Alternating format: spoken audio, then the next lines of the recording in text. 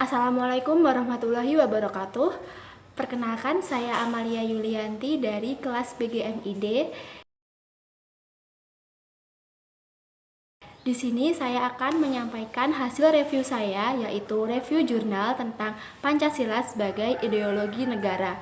Nah, jurnal yang saya ambil ini berjudulkan Tantangan dan Penguatan Ideologi Pancasila dalam Menghadapi Era Revolusi Industri 4.0.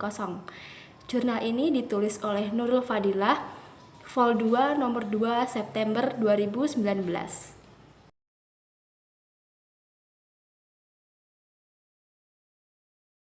Pancasila tentu saja digunakan sebagai pedoman bagi masyarakat Indonesia untuk kegiatannya bermasyarakat, berbangsa, dan juga bernegara. Nah, namun pada era sekarang, yaitu era revolusi industri 4.0, Pancasila itu berpotensi untuk kehilangan eksistensinya sebagai ideologi negara. Hal ini dapat terjadi jika pemerintah dan juga masyarakat Indonesia itu tidak bekerja sama untuk saling menumbuhkan rasa kesadaran terhadap kandungan atau nilai-nilai yang ada di dalam Pancasila untuk kehidupan sehari-harinya. Untuk menguatkan eksistensi Pancasila sebagai ideologi negara Indonesia. Subjek dari penelitian ini adalah Pancasila dalam era revolusi industri 4.0, dan metode penelitiannya adalah studi kepustakaan jenis kualitatif. Jadi perkembangan teknologi yang semakin pesat ini tentu saja juga memberi pengaruh atau dampak yang signifikan terhadap pasar tenaga kerja.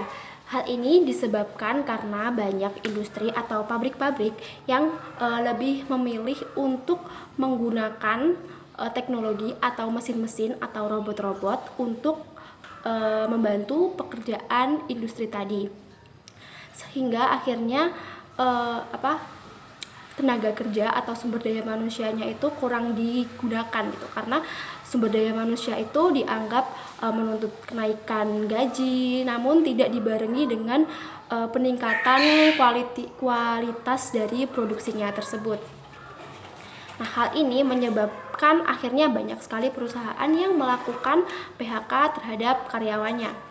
Jadi di sini peran Pancasila itu adalah untuk membentuk sumber daya manusia yang unggul, yang sesuai Pancasila, agar tadi tidak terhapus oleh teknologi-teknologi atau kecanggihan teknologi di era revolusi 4.0 ini.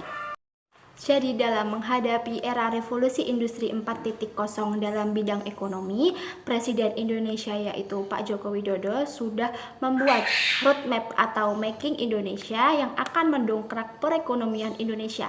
Nah, roadmap ini berisikan 10 inisiatif nasional yang bersifat lintas sektoral. Nah, 10 inisiatifnya ini adalah yang pertama yaitu perbaikan alur aliran barang dan jasa, yang kedua desain ulang zona industri, yang ketiga mengakomodasi standar-standar berkelanjutan, yang keempat memberdayakan UMKM, yang kelima membangun infrastruktur digital nasional, yang keenam menarik minat investasi asing, yang ketujuh peningkatan kualitas sumber daya manusia, yang kedelapan pembangunan ekosistem inovasi dan intensif untuk investasi teknologi, dan yang terakhir yang ke-10 harmonisasi aturan kebijakan. Berikutnya tantangan dari Pancasila yang lain di era revolusi industri 4.0 ini adalah bagaimana cara untuk agar Pancasila ini tetap eksis di Indonesia.